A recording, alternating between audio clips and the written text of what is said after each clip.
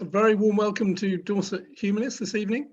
Our speaker this evening is Phil James. Phil is a member of Dorset Humanists, and this is his second, I believe it's his second talk for us. His first talk on his book, Thinking Fast and Slow. Phil also contributed to our EU referendum debate back in 2016, but don't mention the B word. He's also assisted me in delivering our happiness course, but we haven't done that for a little while. Phil had a business career in the UK, the USA, and retired. He did doctorate level research in psychology at Bournemouth University. And tonight he's going to talk to us about how language works in our social interactions. So I'm sure you will join me in giving Phil a very warm welcome.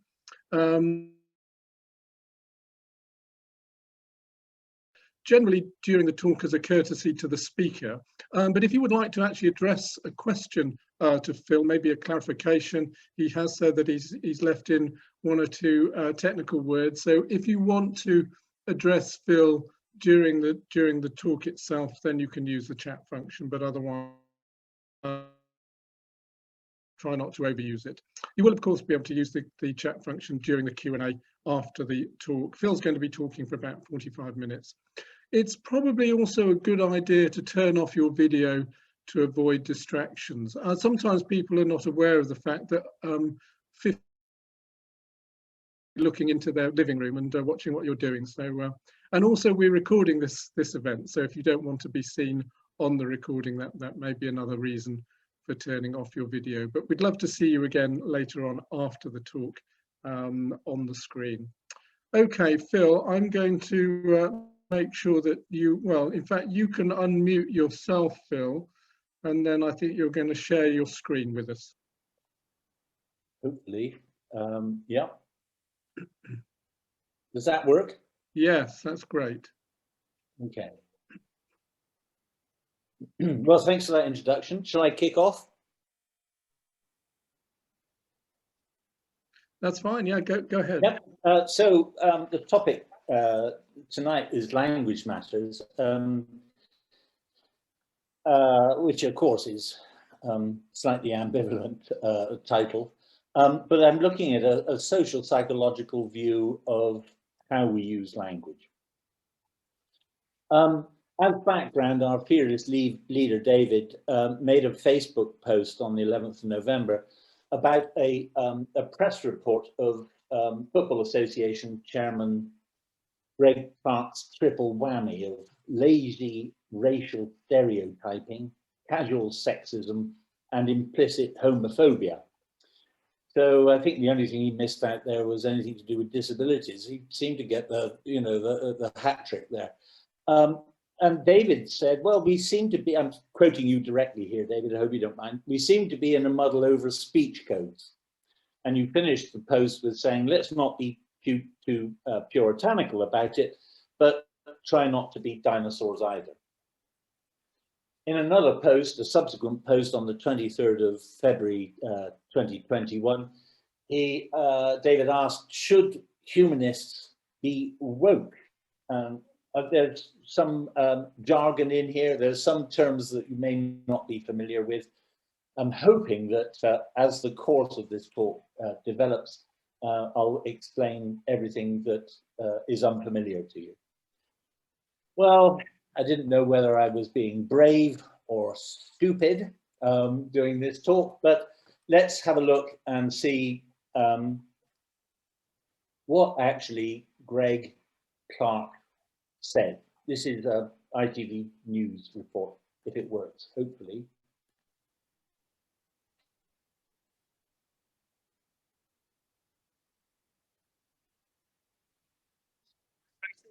Football has never been more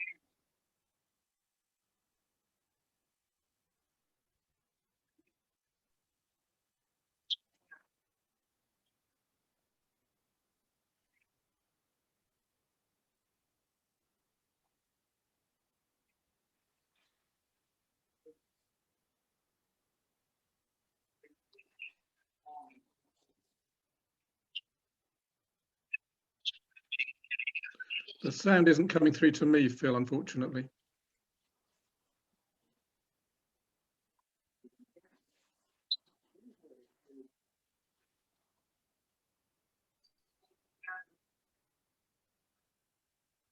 attitudes. All this just weeks after the FA itself launched a well-received code of leadership.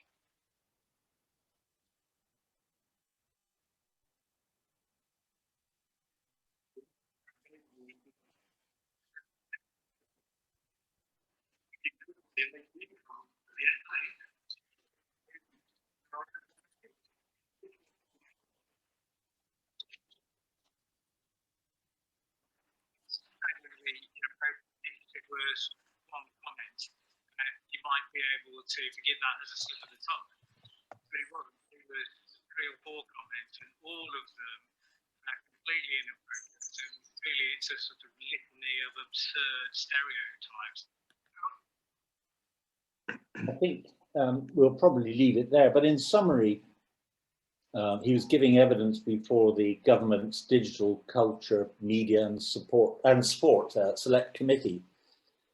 Clark, who's 63, and I'm not being ageist, but it will become relevant why I'm mentioning his age a bit later on, used the term coloured to describe people of Black, Asian and minority ethnic BAME communities, said that young girls did not like having the ball kicked hard at them, and suggested being gay was a lifestyle choice. So those are the 3 things that he was accused of. How do we unpick this? Well, my toolkit, they say, isn't it, you know, that if in your set of tools you've only got a hammer, then everything, every problem begins to look like a nail. So my toolkit is to understand what's going on by using psychology, my educational background. So I'd like to start by setting the scene of saying, well, what is psychology, very briefly, and then provide a brief background on 2 key psychological approaches I think may be useful to analyze the behaviors and attitudes evident in the topic. So, in terms of an outline, a quick introduction, looking at the history of psychology, looking at basically Western psychology and Western ideas. 2 key perspectives to unpick why people reacted so strongly to what Clark said. One of them is social identity theory, which is part of what's called psychological social psychology or social cognitive psychology.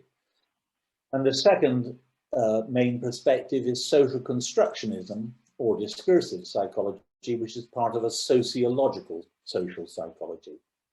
That's a big mouthfuls, but basically psychology is bifurcated into these 2 different approaches, cognitive psychology and discursive psychology.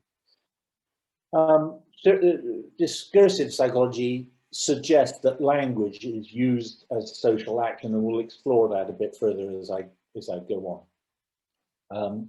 Right at the end, I'm going to talk about political correctness and woken humanism was raised by David, and then throw it open for discussion. So, psychology briefly. Psychology is the scientific study of mind and behavior. It's evidence-based, resulting from systematic research. Psychology has diverse roots, it's multifaceted discipline, producing different kinds of evidence.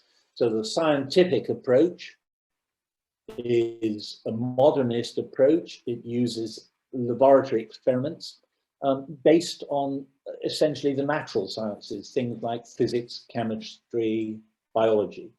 That's where it derives from. Some key perspectives within the scientific psychological, social psychological approach are behaviorism, cognitive psychology, neuroscience, my own field, biological psychology, evolutionary and comparative psychology, looking at how other animals potentially respond and behave, and finally personality. That's really the business of the scientific modernist approach, and I'll go into those terms a little bit more in detail in a minute. The second approach, which I'm really focusing on tonight, is a social psychology. It's a new paradigm, new, 1970s perhaps, and it's postmodernist. Most people will have heard of postmodernism.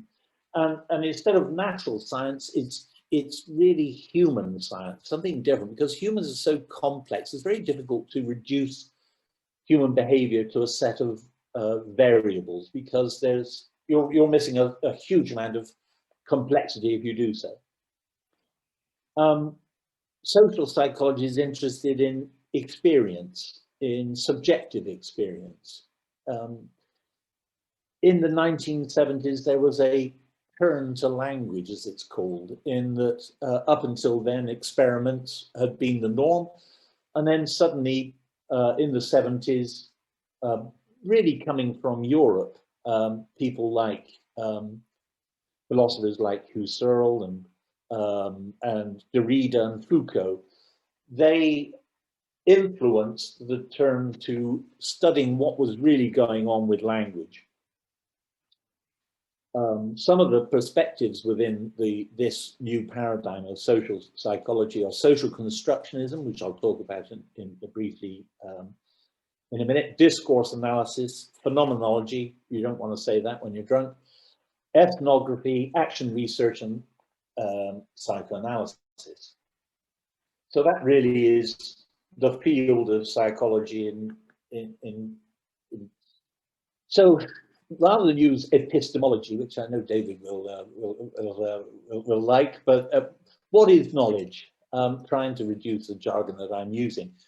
So I've got a chart here with modern science on the left-hand column and postmodernism in the right-hand column. So modern science-based epistemology or knowledge is a belief in science, it's a belief in rationality, in objectivity, whereas postmodernists are much more empirical. They believe in observation, they believe in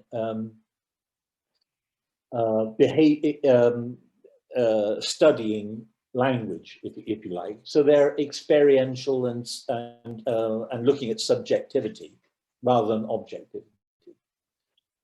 Modern science is concerned with the truth, is concerned with probability of truth, and assumes that there is a discoverable reality. Whereas postmodernism, it believes that it's a construction, that there's a relative truth that's available in narratives, societal narratives, and in discourse. Modern science uses lab experiments and controlled variables and is very tightly controlled and tries to isolate one variable from all the others. So it's really quite simplistic. Well, that's a big charge against it, raised by the postmodernists, who like more naturalistic investigations, interviews primarily, and they deal with the messy complexity of human lives and the way that we construct our lives socially. Modern science is concerned with quantitative methods, numbers that you can use to make decisions. Business has binary decisions to make.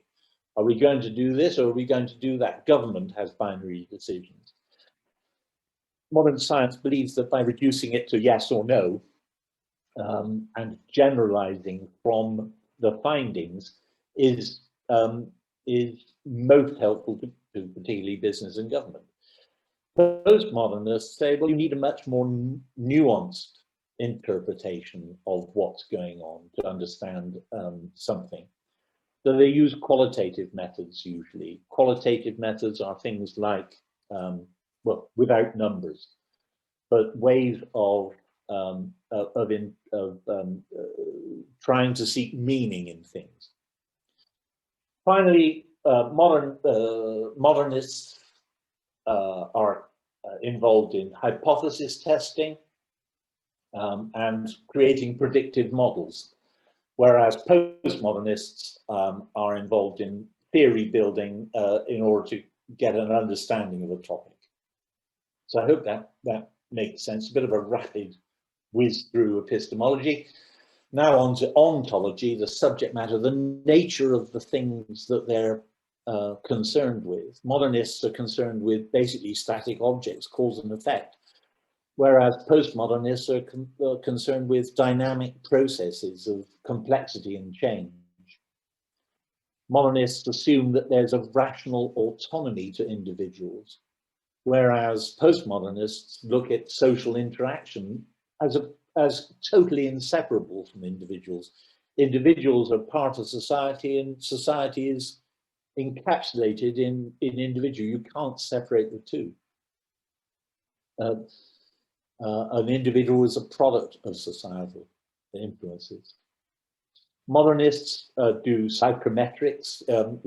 Many people will have come across things like Myers-Briggs in personality tests with their workplace. That's a whole topic on itself that is quite interesting. Whereas postmodernists look to social reform and challenging inequality. So very different assumptions and very different aims. Modernists is basically a patriarchy and relies on the hegemonic dominance of men, essentially. Whereas postmodernism started the feminist, or arose from the feminist movement, and developed into other minority groups from feminism, other disadvantaged groups, and is concerned with anti-pathologizing. So one of the other critiques of postmodernism is that knowledge, all knowledge, is situated in time and place. So it's situated in a particular place and time. There was a very famous experiment called the Stanford prison experiment in 1971 by Philip Zimbardo. And he recruited students to become either prisoners or arbitrarily selected to become prisoners or guards. The prisoners were arrested by the local police to add verisimilitude to the experiment. It was supposed to run for 2 weeks. They had to stop it after 6 days because the prisoners, the students who were adopting the role of prisoner, became passive and subdued, whereas the guards became aggressive and dominant. And the two really became created a problem for mental health, so they had to stop the experiment. It's very famous. It's always written up in psychology now as an ethical question mark. But in the 90s, well, actually early 2000s, Steve Riker and Hopkins from Sheffield University ran a similar experiment where the opposite happened. The inmates ruled the prison. So the finding was actually something that isn't a generalizable account.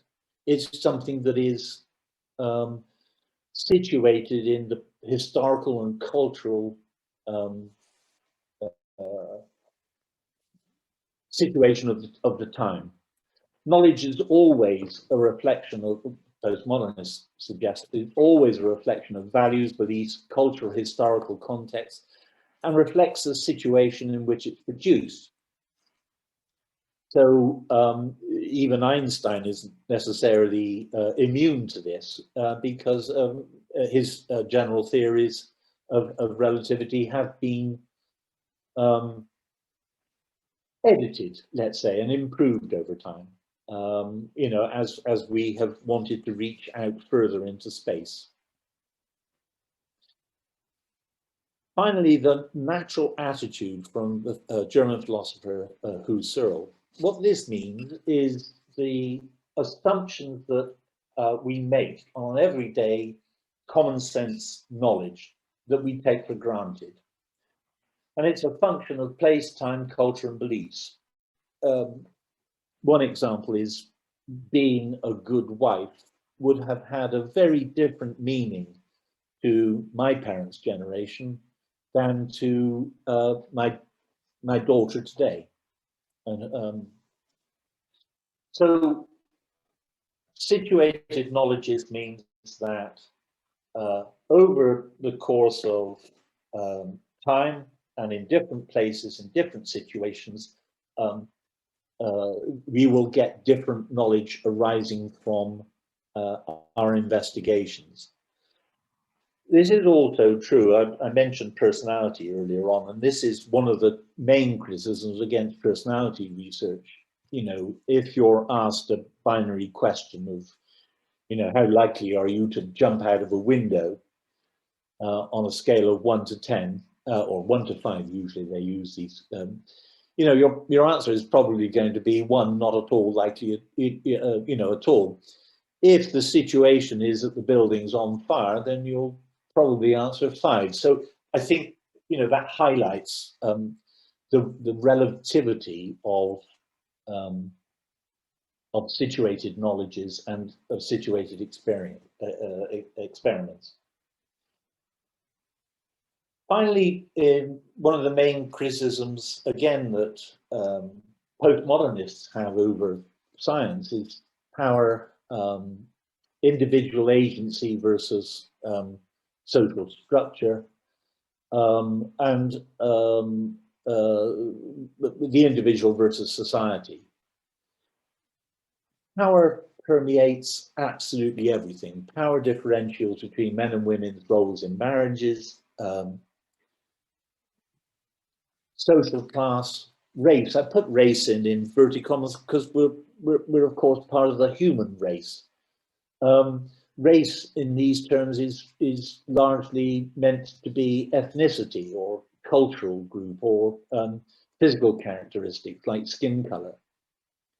Gender, age, disability, these are the main power differentials between minority groups and a dominant group.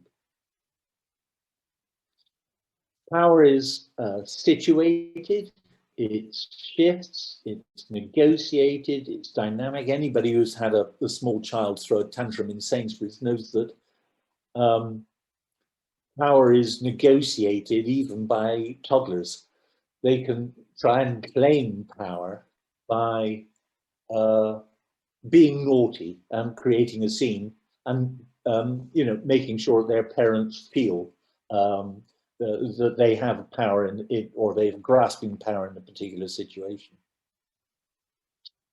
Are we free, autonomous, rational decision makers, as most science in this area, scientific approaches in this area of social psychology looking at humans would have us believe? Or are we affected by social and structural constraints? So social constraints might be to do with, you know, family. Structural constraints might be to do with disability, for example.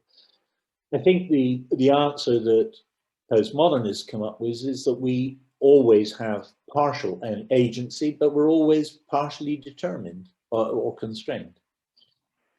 So that's it for my introduction.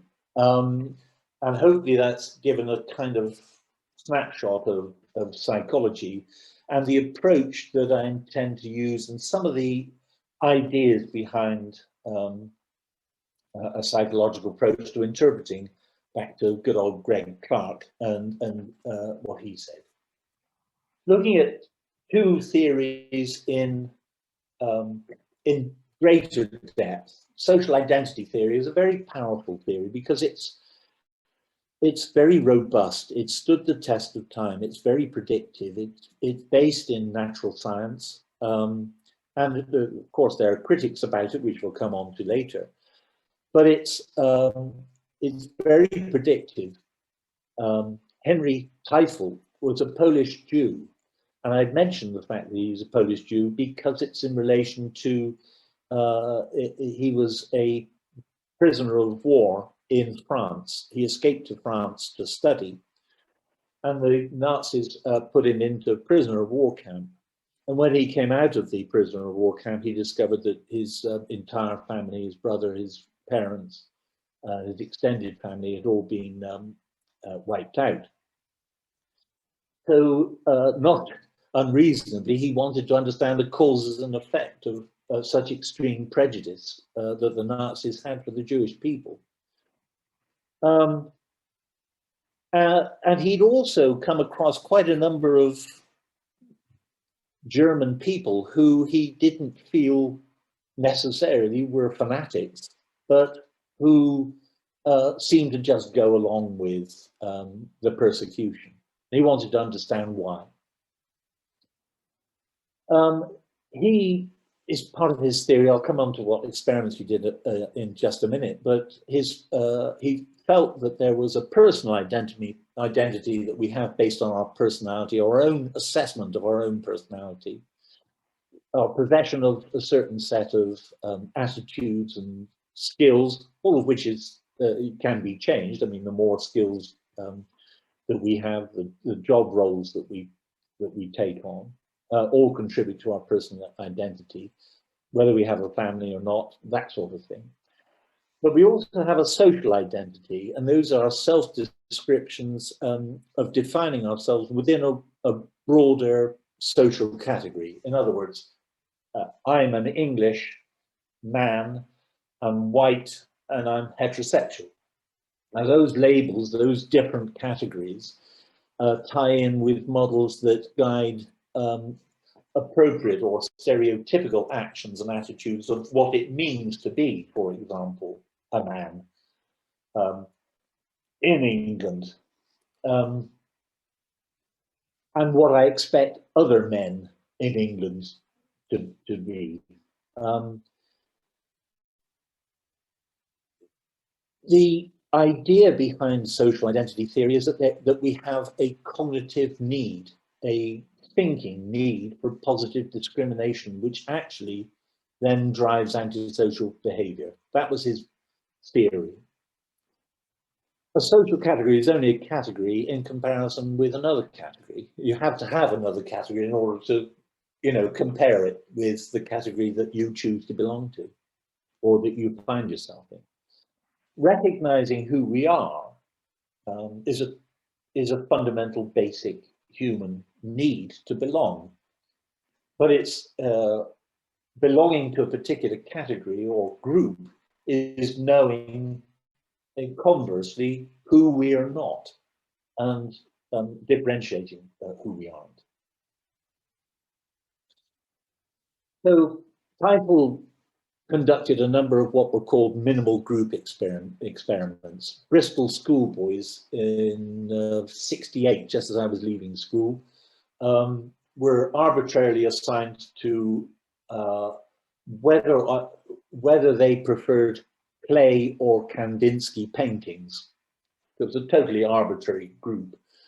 Or in another experiment, he randomly assigned participants to group X or group Y, so they had absolutely no meaning to them whatsoever, these groups. The groups were then given strategies to individually award points to others. Now, it's important to know that although they were assigned to a group, it was the individuals that did the experiment on their own in a closed cubicle. They had three options. They could give members of their in-group high points, but then they also had to give high points to an out-group. The second option was to give equal points, and that actually was the optimal strategy. Had they done that, they would have got the highest point score for their group, but also they would have given the highest point score to the other group. The third strategy was to maximize the difference and penalize the out-group. I'm not sure that you will find it too difficult to figure out which they did predominantly. Most favored in-group and penalized, discriminated against the out-group. That was the key finding, and it's been a robust finding ever since. And that helps to discriminate, to to show up discrimination and how it's a sort of cognitive decision that we make, and how it reinforces prejudice against another group, just at a drop of a hat, nothing that is very important. We create social categories based on gender, race, physical attributes I talked about earlier, ethnicity, which are more cultural or national attributes, social class, physical intellectual abilities or disabilities, religion. All of those have different power and status, in particular in comparison to if they're minorities, in comparison to the majority groups, they will be discriminated against and feel discriminated against. It also relates to self-esteem. Prejudice against a group, saying that your group is superior to other groups, or that other groups are inferior, bolsters your own self-esteem, but the so-called inferior groups feeling inferior, it lessens their self-worth. Such minority groups experience discrimination, and there are ways in which they try to improve their status or affect social change. In the 70s, it was Black is Beautiful. BLM is the current drive resulting from Black is Beautiful, which is Black Lives Matter, it's a far more political injunction. Black Lives Matter. But they're both trying to increase the status, particularly in the States, of being seen as a underprivileged social group. So the key finding of social identity theory was that ordinary cognitive processes of characterization, things that we all do as a matter of course, ran contrary to the prevailing views of extraordinary personality types like Hitler, and obedience to such authoritarianism. So that his theory said that, you know, if you translated what had happened in Germany in 1930s, you could probably apply that to Britain, you could probably apply that to France, given a similar set of circumstances. And it was something that we do as human beings rather than a particular leader being charismatic, necessarily. Although that leader, it does, of course, influence, and propaganda influences people's natural attitudes towards things, their common sense view of things. The second, so we looked at social identity theory and groups and how we form groups and how we form prejudices against outgroups.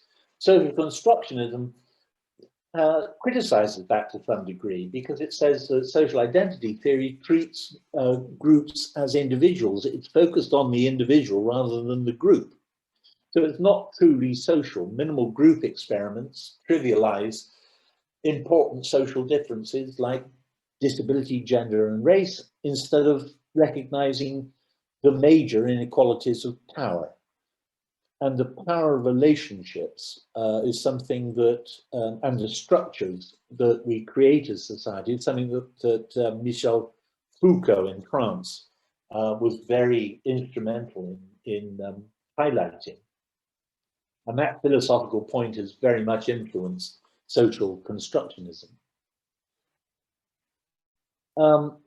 Social construction challenges the natural attitude, the common sense way of understanding reality. Instead, attitudes, it suggests, are constructed in daily social interactions and are dynamic, not fixed. So they're constantly changing. an obvious example, and one raised by David in his post, was the use of the word, or the appropriation of the word gay, and why gay is preferable, not only from a social mobility point of view, but also something positive rather than a more clinical, a more biological term of homosexual, which is much more disparaging and much more discriminatory. If we consider the gendered division of labour within, let's say, marriage, women do housework was the accepted norm, especially in my parents' generation. It's taken for granted. That was the natural attitude. Feminist arguments for equality with men showed that it was not natural for women to do all the work, and that now, you know, has changed in many households. Although I'm still pretty much Dobby the house elf.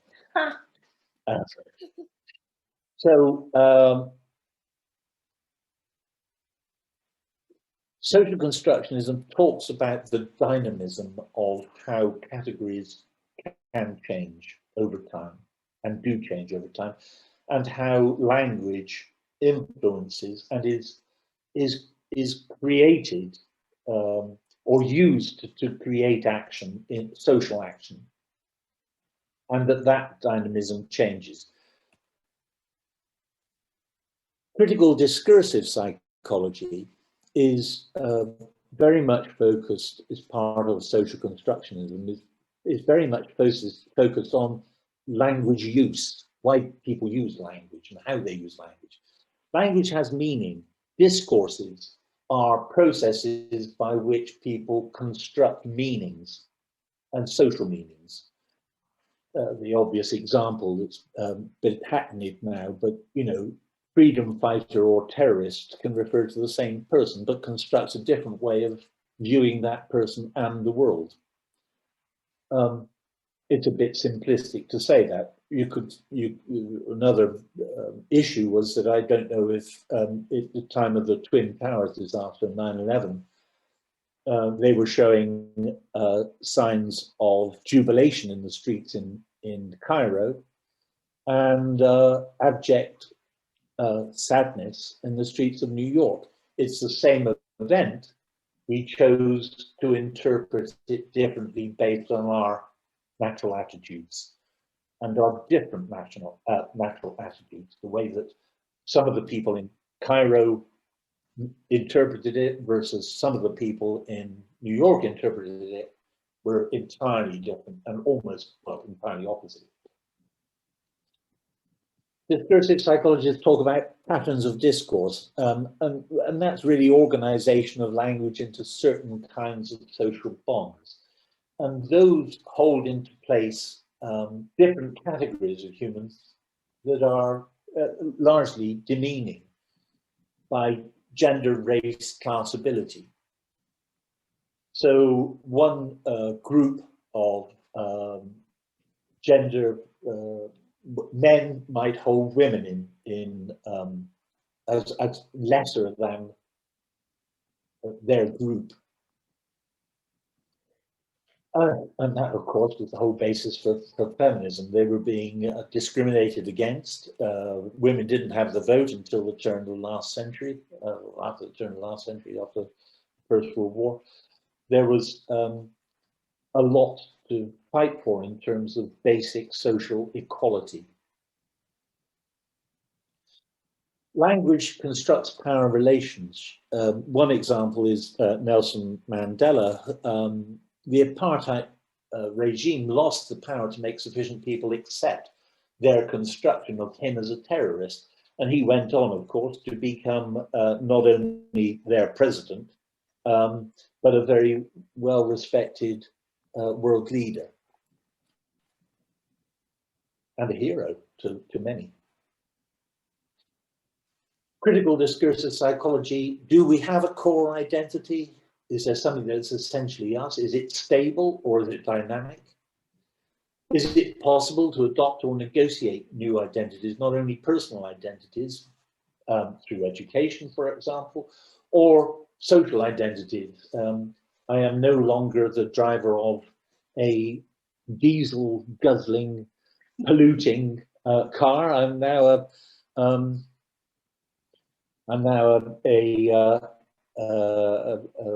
EV, a smug EV driver. So I think we can negotiate new identities. We can form different group affiliations. We can assume different multiple identities. One example is a construction of what it means to be a woman or what it means to be a black person in America, let's say.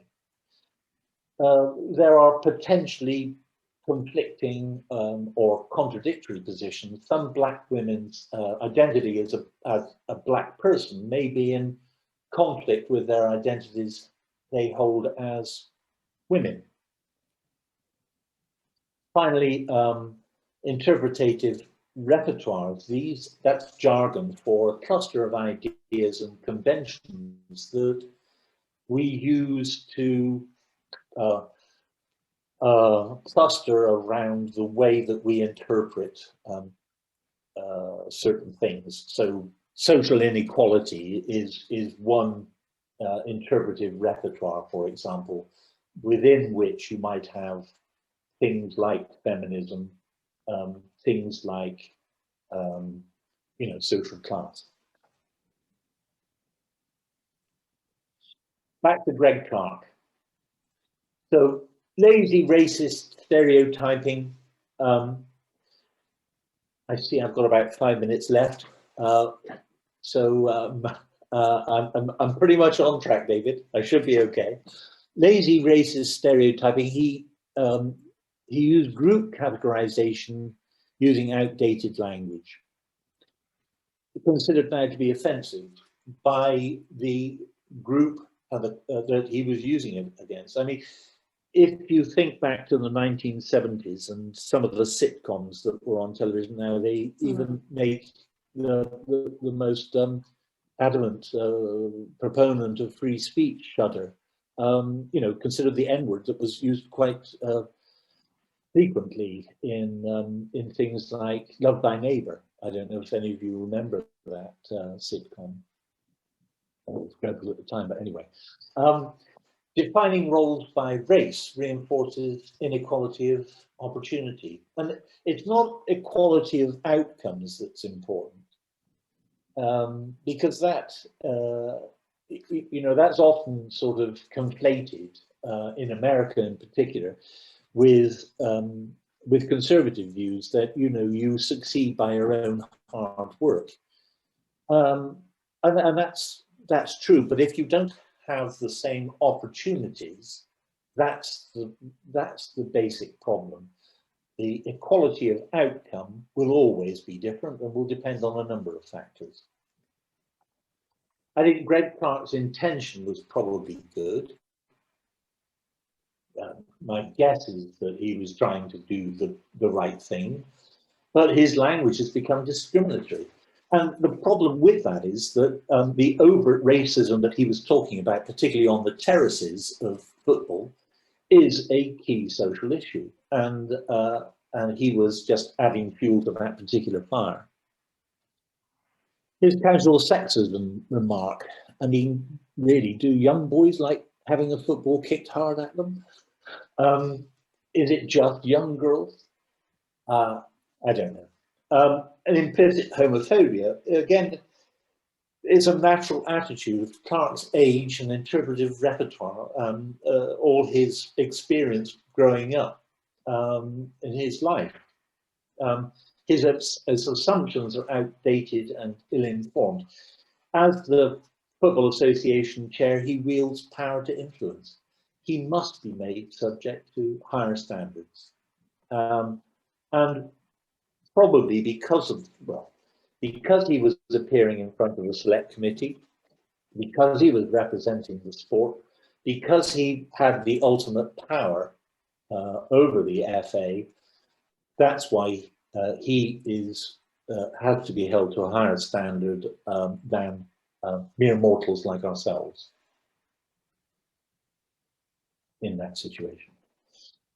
So the issues arising, I think I've tried to cover, have been identity, tribalism, groups, ideology, this grouping of ideas, of categorization, free speech versus political correctness. I'll go on and talk a little bit more about that in a moment. Woke, SJW is social justice warrior.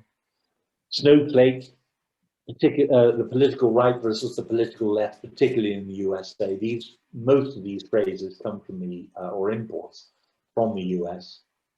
Cultural Marxism, conspiracy theory, and the like. And very much the one group, the political right, tries to use these expressions to shut down the other political group of the political left, and to try to maintain their feeling of superiority over the other group. And it's a way of shutting down discussion. I think what I've tried to show is that there is a multi-voicedness, that there's a plurality. People have different opinions, of course. And those opinions by and of themselves are different and need to be heard. Semiotics is science, cultural science. It's not just language. It's how we embody power relationships in our cultural signs, and the social bond, who we exclude in groups and who we exclude from groups. And then finally, the language use, the natural attitude, our basic common sense assumptions arising from automatic, non-conscious stereotyping. It's just something we do unthinkingly. The power that we use in language and construct in language, and then social structures. Should humanists be woke? Well, woke originated as Black American slang for awake. In other words, being aware of discrimination, particularly of race issues and inequalities of opportunity. It's been subsumed largely by Black Lives Matter. Woke is also now used as a pejorative term along with snowflake or social justice warrior to denote people who, and this is from Wikipedia, have an inflated sense of uniqueness, an unwarranted sense of entitlement, or who are overly emotional, easily offended and unable to deal with opposing opinions. And it's particularly used by alt-right political groups in the US against the left political groups, and related to concern over social reforms and racial inequality, particularly racial inequality. As humanists, we believe in equality of human rights and human dignity, rather than non-conscious stereotype categorization of fellow human beings. I think we should consider thinking awareness. Rather than reference everything, because it's been quite scattered. I've got a select bibliography if anyone's interested. And these are the main, or some of the main, very selective ones that I've read. So, and then finally, I hand back to David, and hopefully he'll moderate the hopefully lively discussion. Thank you. Thank you very much indeed, Phil. That's given us a great sort of platform, I think, for lots of interesting discussion. So, Phil, if I can ask you to, stop sharing screen, and then people may want to turn their videos back on if they want to join in visually. And if you know how to raise the blue hand, that's the easiest way to get my attention. Otherwise, if you raise your hand physically, I may or may not see you. Hopefully I will. Or you can pop a question in the chat as well. Of doing it, or you can just shout out, I suppose, but that might be a little bit rude. Okay, well, Phil, thank you very much again for setting that up for us. And I can see that Gary Bootle is the first off with the blue hand. So, Gary, let's go to you. What's your question or comment? Oh, thanks very much. I really enjoyed that talk. It was, I think I'll rate that as one of my favourites. It was, you know, like really hit the button there. My question would be, as a modernist, how do I now you've dealt with this little subject matter today very carefully, and it's sort of well constructed. But when I talk to my postmodernist friends, I find that often they confuse my point as they often confuse me as not believing in equality. And instead, I'm really trying to protect, with my argument, protect freedom of speech and that kind of thing. But so how would you address, from a modernist perspective, a postmodernist one? Well, I'm a modernist myself. I think my background is basically neuroscience, biological psychology. So I'm presenting something that I've studied, but only in passing. I would say that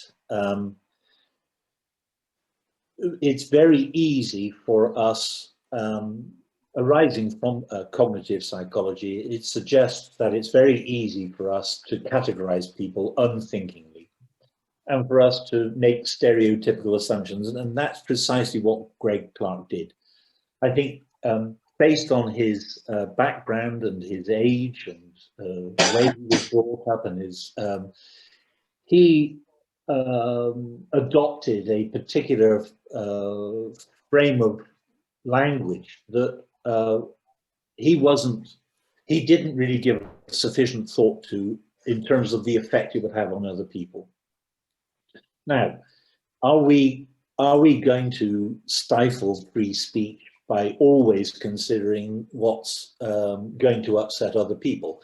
People are going, so there are two issues there. The first issue is if you deliberately set out to create offense, that's one thing.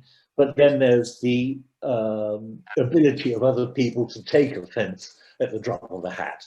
And I think that's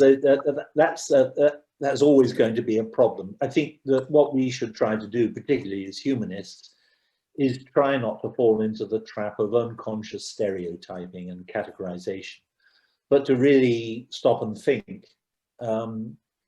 You know, certainly as a man, as white, as privileged as you can get, really, I suppose, in many respects, you know, I have a duty to consider not offending people who are less privileged than I am. I don't know if that answers that. It's a bit of a ramble because that's my own personal point of view. Yeah. No, that sounds good. So, but thank you for your comments. I very much appreciate that. No, thank you very much. Did you want to? Was that a Gary? I mean, if you wanted to come back, we've got time. But that seems good. In short, you're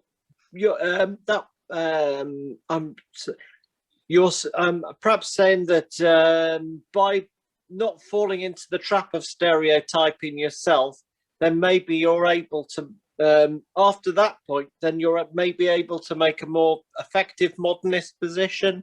Would you say that summarizes adequately, or? Yeah, no, well, I think that's possible.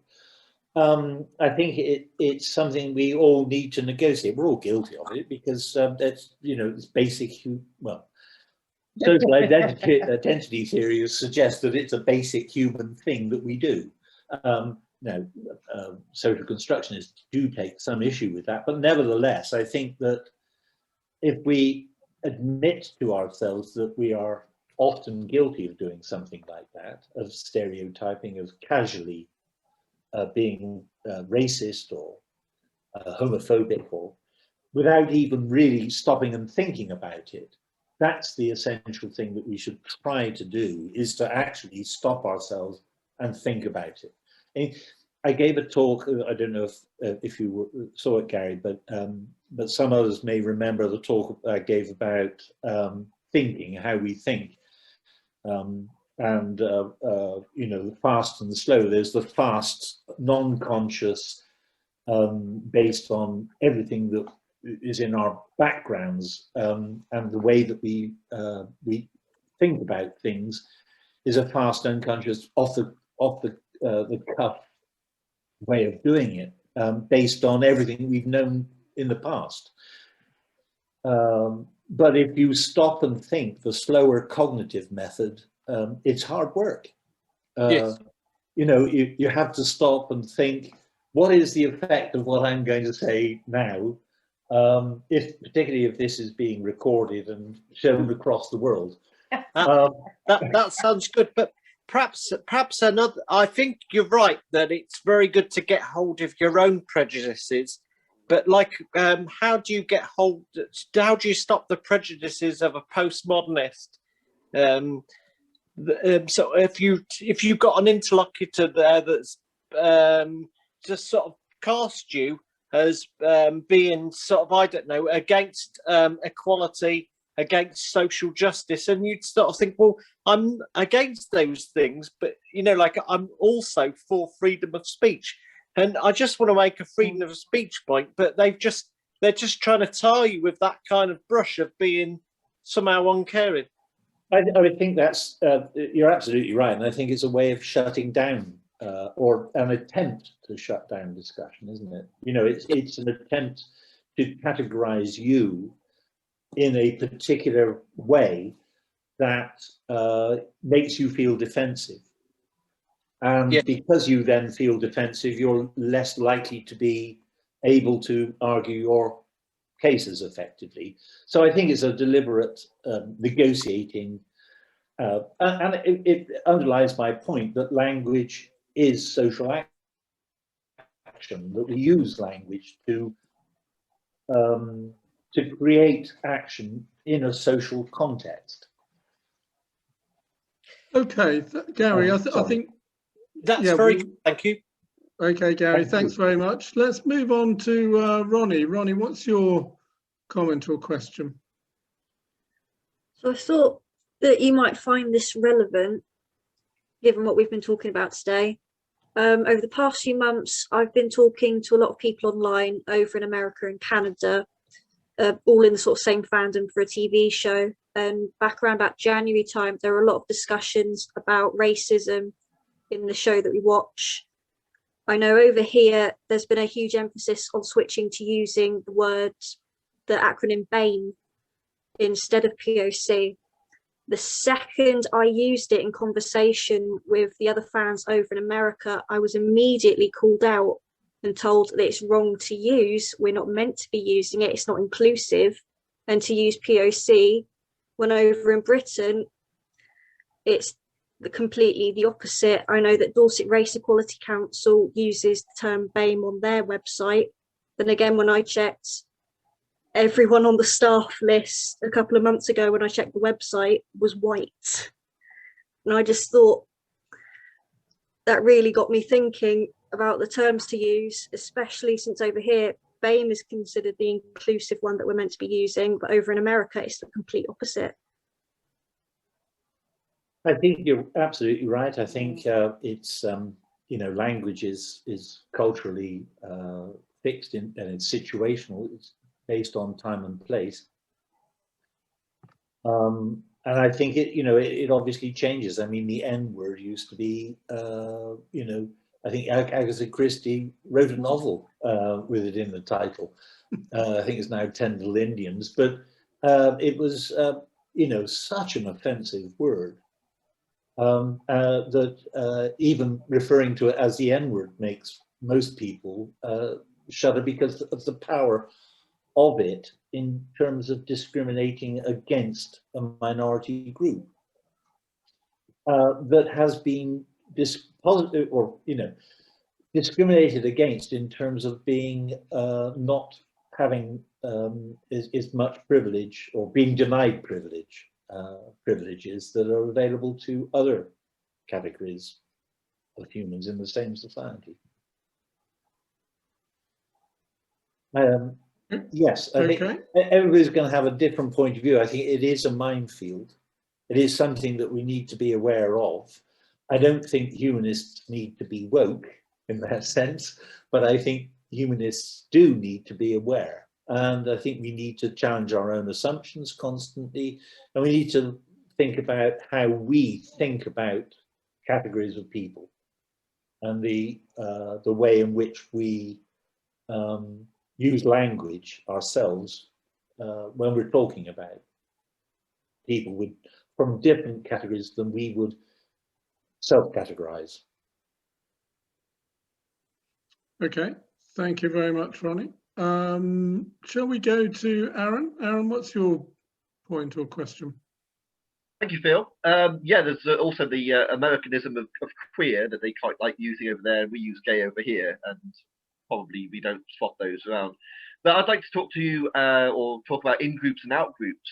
As humanists, I suppose we all have this bit that we don't talk about, this smug superiority that we have science and evolution and all the logical thinking, and the believers don't have that. And then within the non-believer category, we have humanists who like to have compassion for people, and atheists who are just people that don't believe and are yet another category.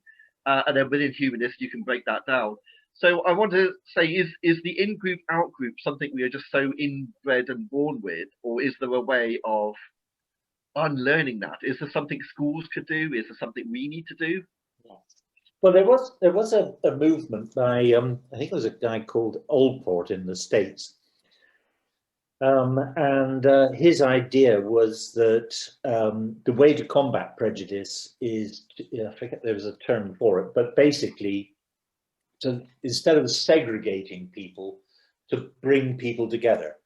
So, in other words, if schools were not segregated, but you had kids from all sorts of disparate backgrounds, diverse backgrounds, that they would, grow together and recognize their essential humanness rather than differentiating between different categories. And I think that was quite a powerful idea. But without a doubt, we live in a very category-driven society, even more so in the States, and as was highlighted during the recent, sort of storming of the Capitol, and the rise in white supremacy. I mean, I think that particularly, white people are feeling as though they are now being prejudiced against,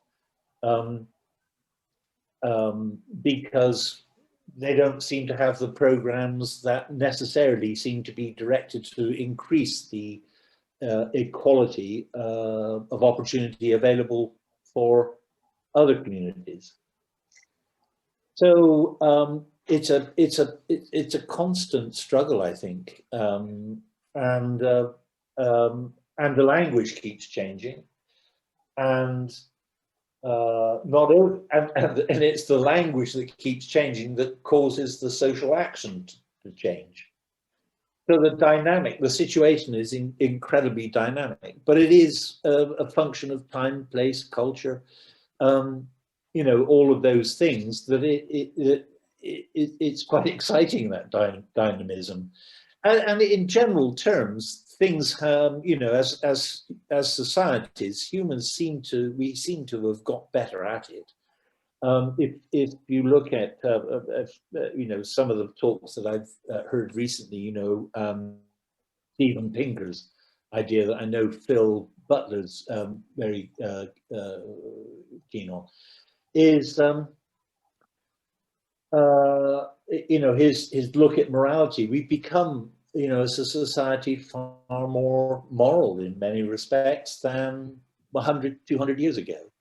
So I don't think it's necessarily anything to be, the mere fact that we're recognizing that we need to stop and think that these issues exist, I think is a positive one. Okay. Thank you, Phil. Okay, thank you very much. Let's go to Barry next. Barry, what's your comment?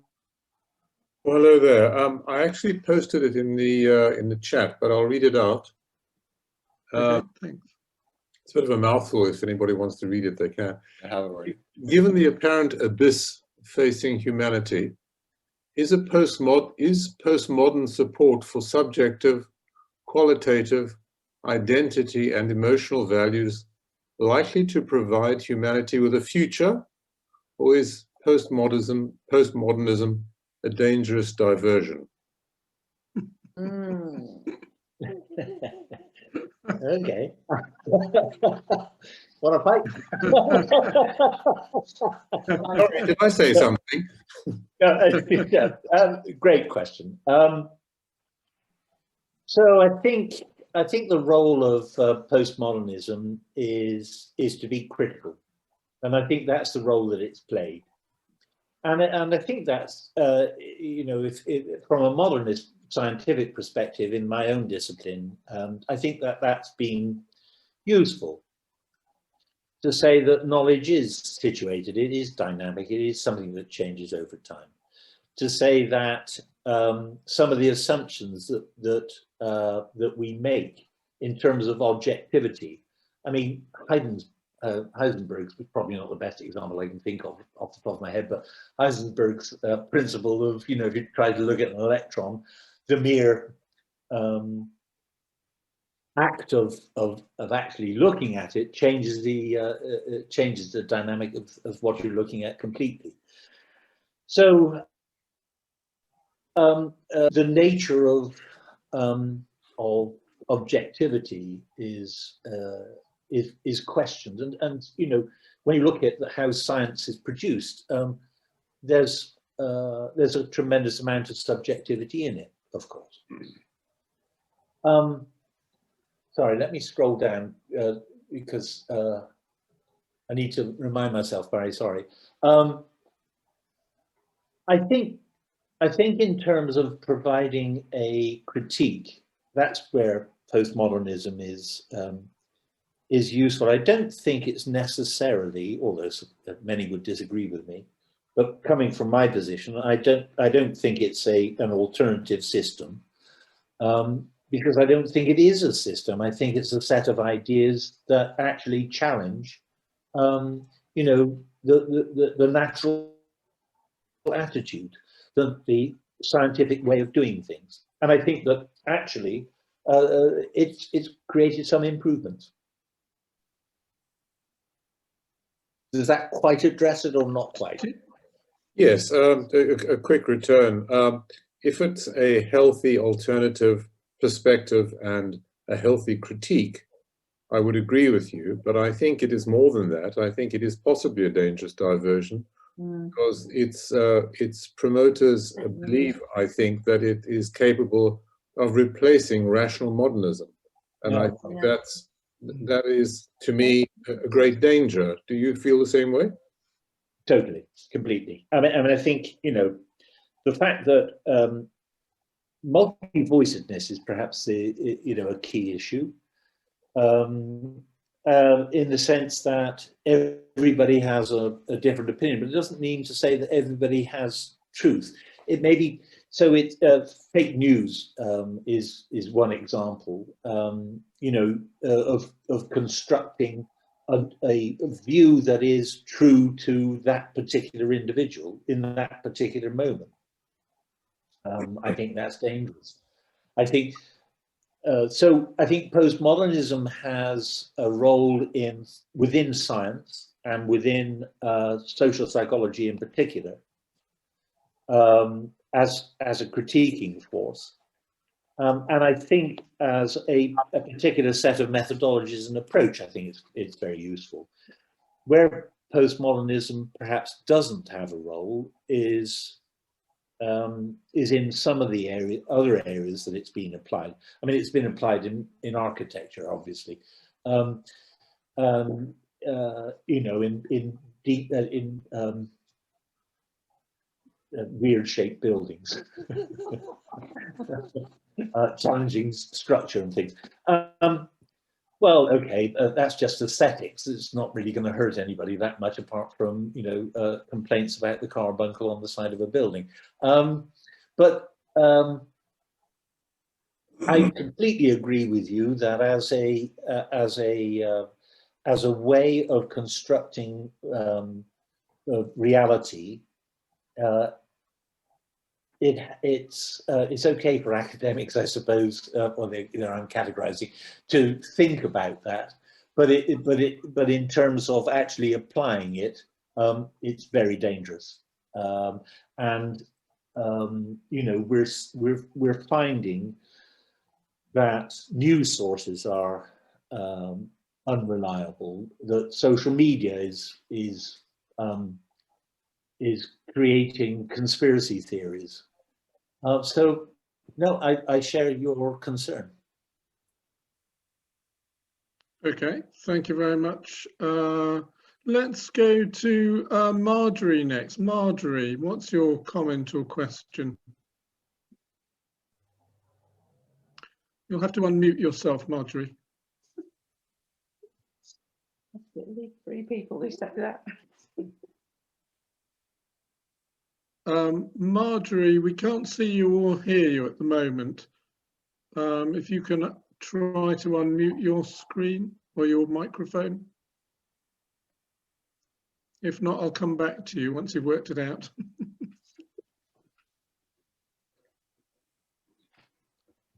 Okay, well, look, I'm going to go to Paul next.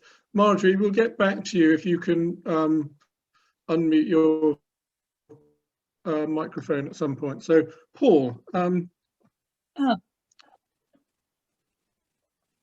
Paul, do you have a comment or a question? Yeah, thank you. Yeah, two quick things really. One is that this concept of wokeness, this terrible fear of saying something, and I can see a red flashing light saying I'm being recorded. I think it's a real hindrance to learning and education.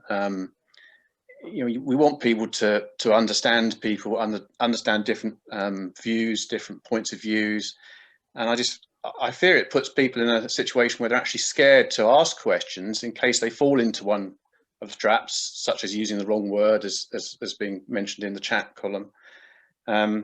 Because you know, 10 years from now, I could use a word that is absolutely acceptable at the moment. 10 years from now, Google will be able to mine this video and discover that I said it, and I'll no longer be able to become mayor of Poole or Bournemouth or whatever I want to do. And I think a lot of the time we really want people to change, and it's a terrible hindrance to education, having people terrified to say the wrong thing, and to say the wrong thing and have it on record forever. I find it really bizarre that people's tweets from 20 years ago are now being used against them, when the one thing you want to do is people to get educated and to change their beliefs. Yes. And you know, it's a real hindrance to that. Well, I can only agree entirely with you.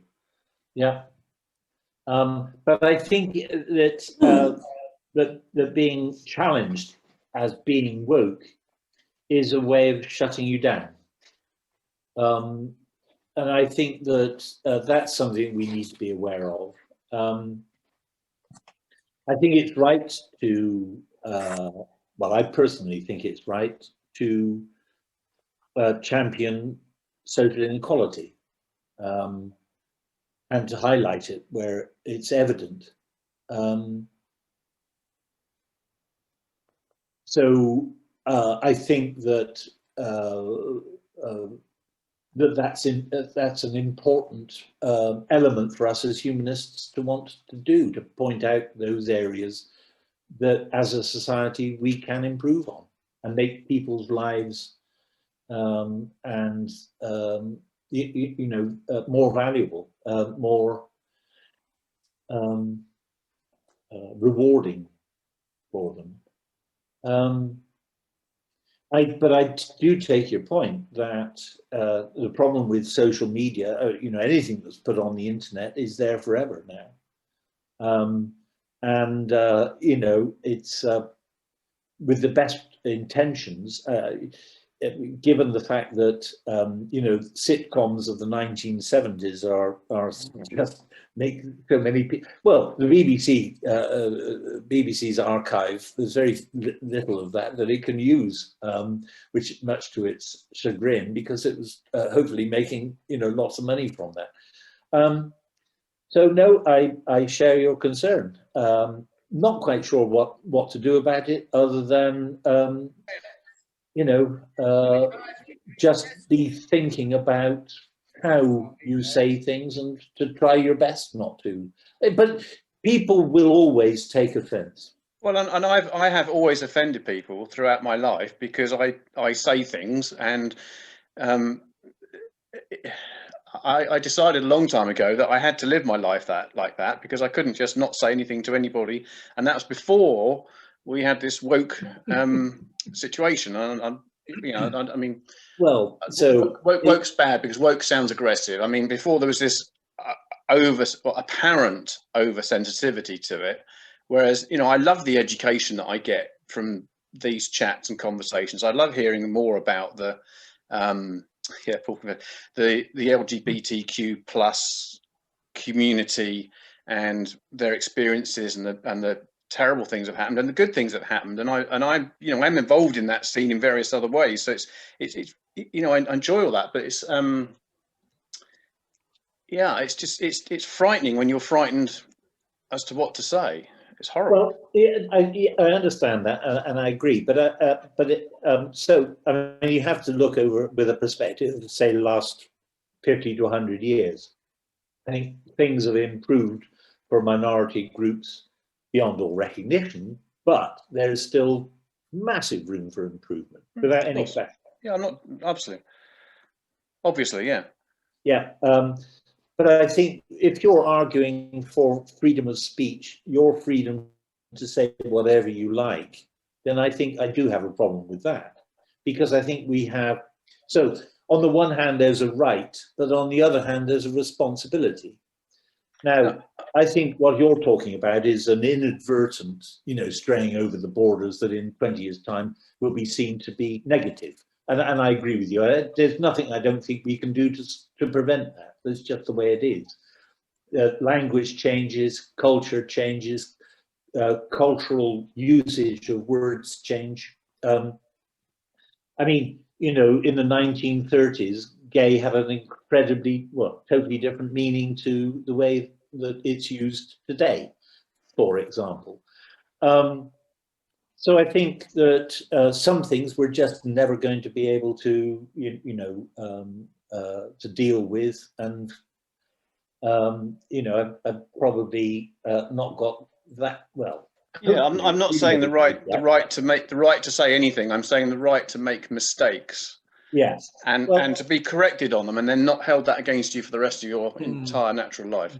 Yeah, no, well, I agree, and it depends on the position that you're in too. I think Greg Clark was in a position of authority and power, and I think that you know, he would have been schooled without any question on, and you know, he masterminded, funnily enough, the campaign that was shown at the end of the interview about inequality, and the attempts of the Football Association to address that, and to address racism, and to address homophobia, both of which are, you know, key things on the terraces and in the sport itself, and sexism.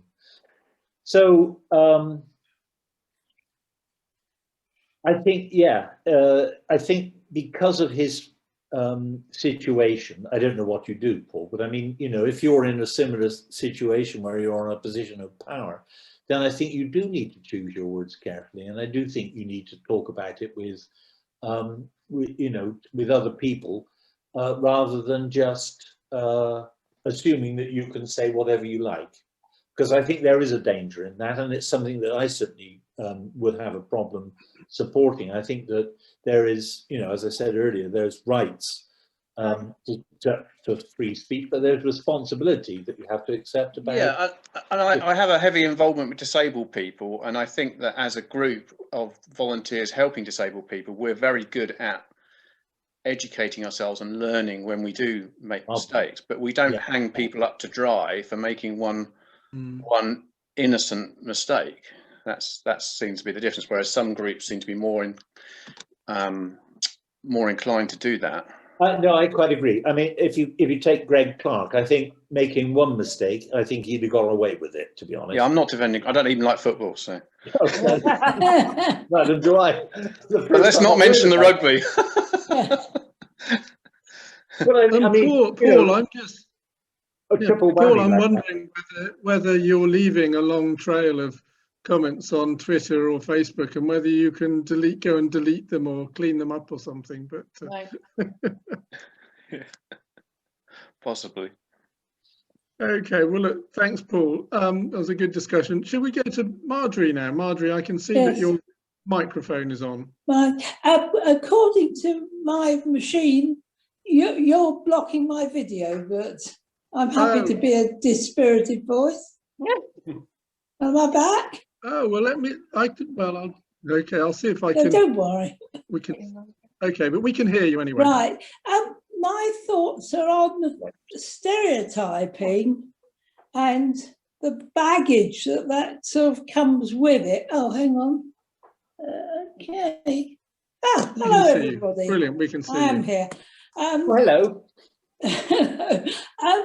Yeah, it strikes me. You were talking about people talking about, you know, being in different groups, and by definition, don't you tend to if somebody's in one group, you suddenly put them into a big bag with all the other ones that you think are similar. So I don't know, vegans are obviously sandal wearing, or, you know, some other illogical bit like that, and by definition you're tarring people with brushes that they possibly shouldn't be tarred with, but it's a nice easy thing to do. And, you know, well, I think that's exactly the point. Yeah, you're absolutely right. It's a non-conscious stereotyping.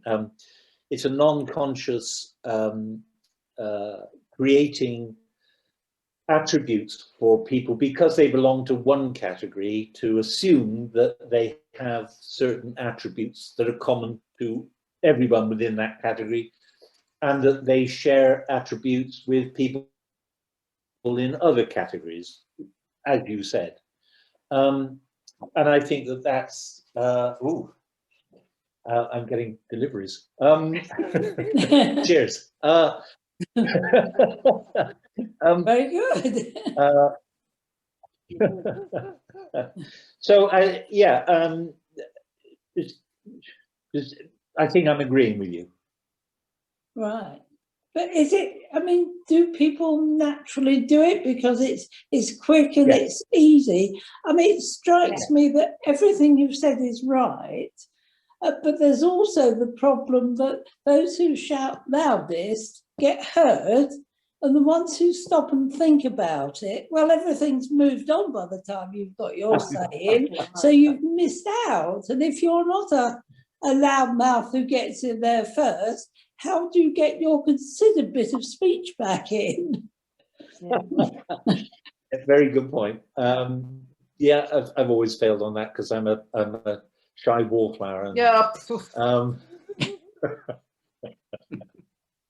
No, but seriously, I think it's a good point. I mean, I'm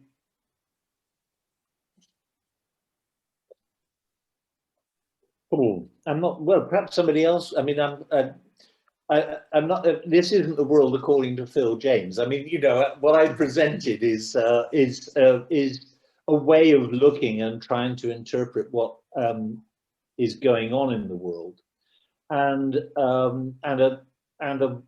a framework within which to sort of highlight how people are doing what they're doing, just so that we can be aware of it. being woke of it. But I'm not sure I've got really, sort of any answers. But to address your point directly, I think we all do that unconsciously. If you right, I mean, I'm trying hard to think of an example, but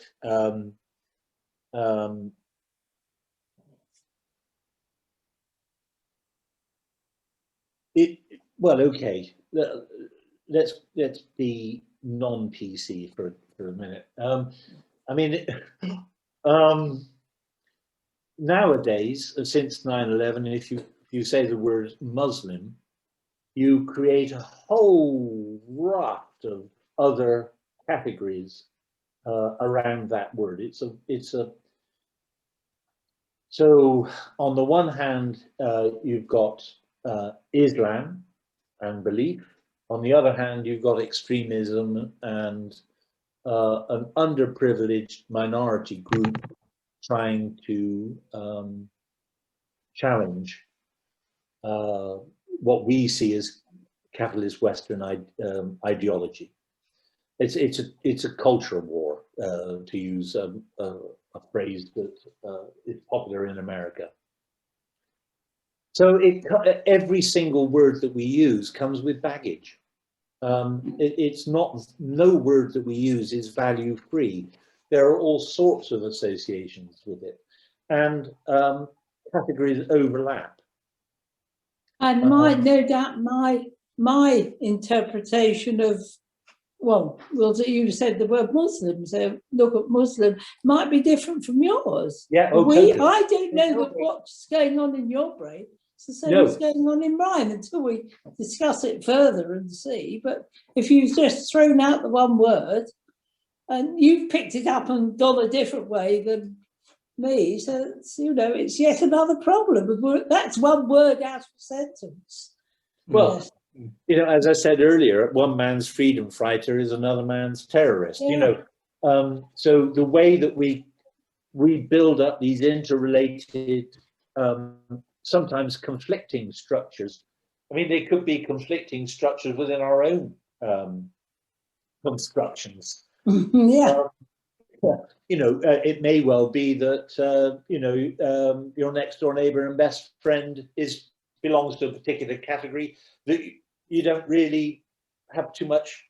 But you like him, or her, but you don't. You generally have a prejudice against the category to which they belong to. Yeah. So I think it. Okay, it's conflict all the time, isn't it? It's dynamic, and we're constantly challenging our own self-categorizations and our own knowledge of the world and of other people, and reassessing that. So it's very much a dynamic process. I think that's the whole point. It's not static, isn't it? We don't get out of bed this morning and say, today I'm going to decide that so-and-so is a, it's something that happens over time, and different situations challenge the way that we think about certain things. Okay, thank you, Marjorie. Yeah, thank you. Thank you. I think let's move on to Steve. Steve, what's your question or comment? Sure. Okay. Well, he mentioned culture wars, so I didn't think we could probably end this without mentioning Jordan Peterson and what's going on in America. I mean, he's rabidly against postmodernism. He makes no kind of apologies for it at all, and he absolutely hates Jacques Derrida and Michel Foucault. And he seems to virtually want to sort of wipe out the humanities in American universities. I just wonder what you think of that, and also. Bearing on mind he's trying to sell his own brand of psychology, most modern psychologies that are offered to people for treatment are essentially postmodern, even whether they're CBT or narrative therapy, all those different therapies. If you can have a subjective interpretation of events in your life, that is a postmodern view. And I would say that people, the ability to create your own identity, I know people take that to extremes, but to define yourself and create your own identity as opposed to having it imposed on you, that's all of that is a postmodern idea, isn't it? Yeah, no, yeah, I agree. There's a lot to unpick there. Okay. Yeah. So thanks for that, Steve. Right, how long we got? No, I think, so let's go back to Jordan Peterson. I mean, his original thought was that men have been stigmatized and, you know, actually the feminist movement is overshot a bit, and that young men growing up have the highest suicide rates of any demographic. And I think he's quite right to raise that. I'm not sure that postmodernism is necessarily the right target, but I think he has a point. But that's not a postmodernist critique. The fact that I think he has a point. I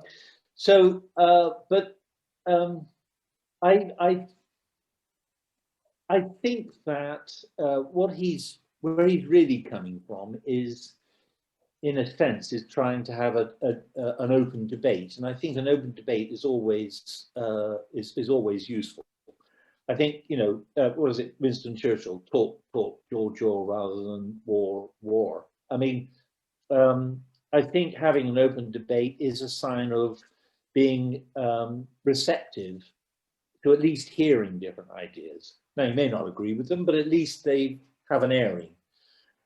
It's a bit like one of the topics I mentioned earlier was apartheid. Apartheid was very, very powerful. But gradually, over time, that power was eliminated. Such that the construction of apartheid wasn't supportable and crumbled. Now, that was not only outside pressure, but internal pressure as well. You know, a tiny minority of privileged people running a vast country of underprivileged people. So I think his critique is useful, but I think that his target is probably wrong with postmodernism. I mean, Foucault was not a nice guy. You know, but his ideas, rather than sort of character assassinate the guy, I think, you know, his ideas are still valid. His basic main idea was that that language is power, and that we use power through language to create social action. The second big idea that he had really was structure, and his whole point was to try to deconstruct society, big institutions that held hegemonic power. And power essentially is the whole essence of what Foucault was challenging, and what Jordan Peterson is doing is trying really to be, well, conservative with a small c, perhaps, to try to say that, you know, we've lost sight of some traditional values which were quite good by challenging them, and perhaps overshooting. And that's his critique about feminism, and his critique about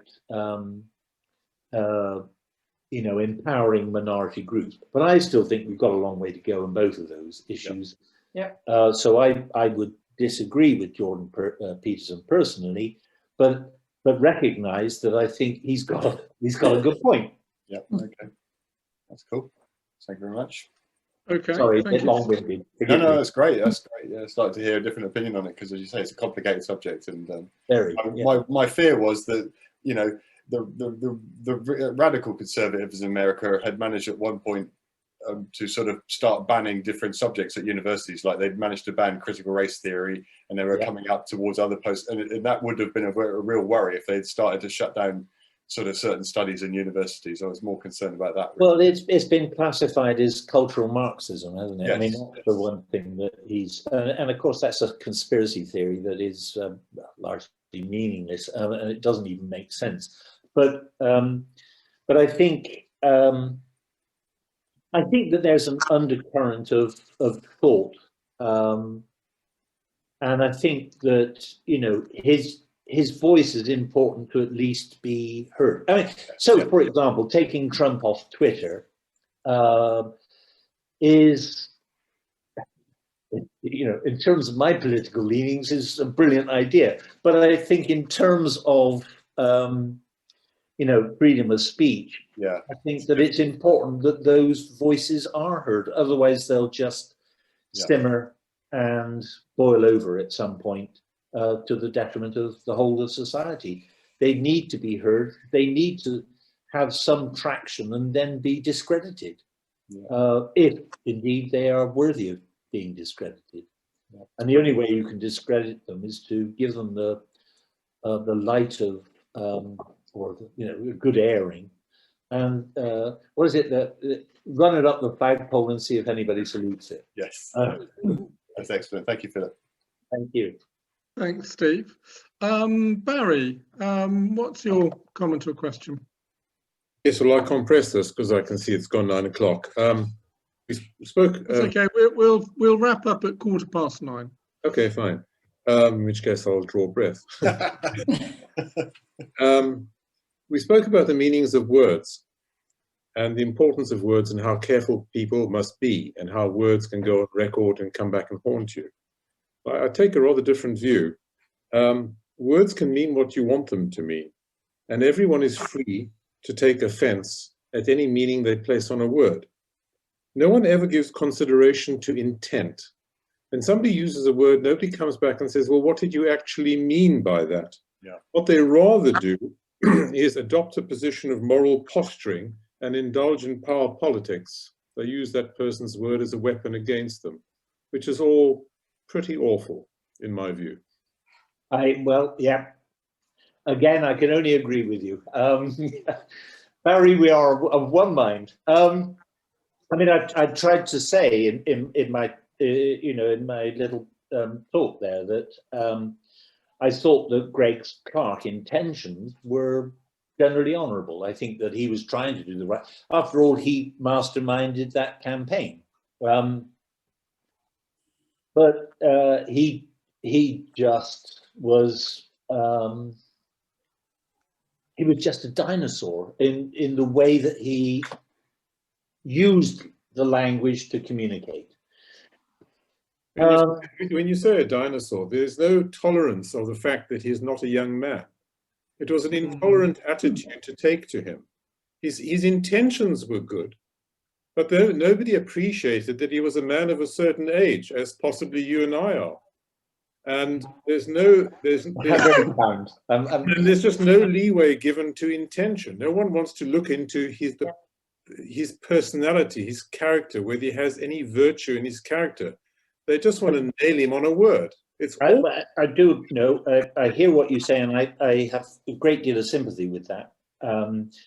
But I think that in his position as the chair of the Football Association, it's his job to remain current. He after in that position, he has to communicate and influence people. The point of his job is to try to influence people using language. If he uses inappropriate language, then that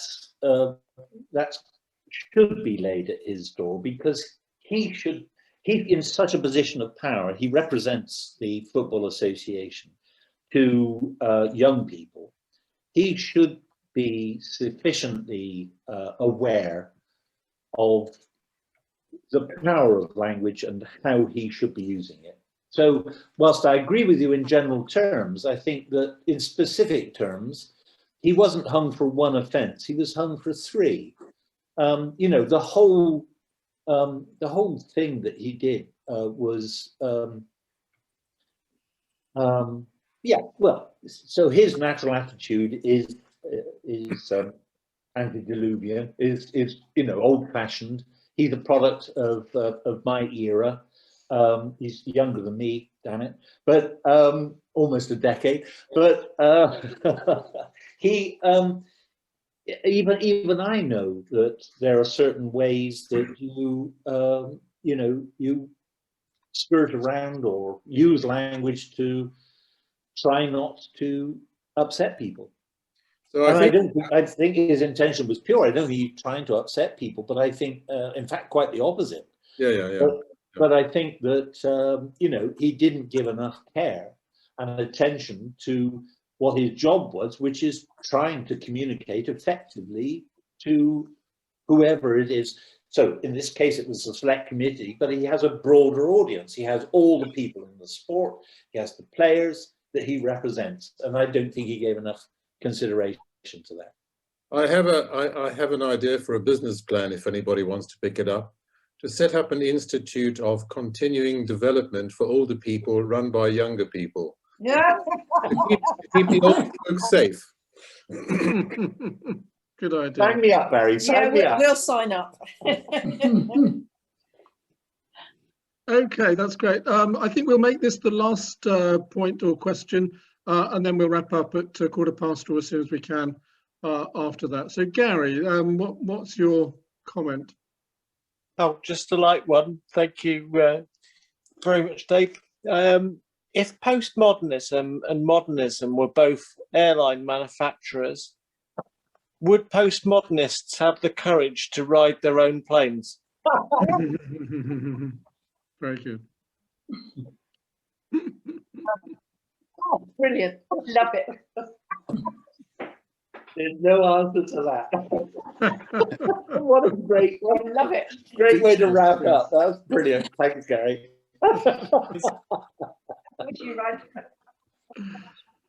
Okay, people. Well, thank you again, Phil, for a very entertaining evening. If you'd like to show your appreciation in some way for Phil's all the work that he's done on this talk and answering questions. Thank you for listening, everybody. Thank you. You're great. Thank you very much.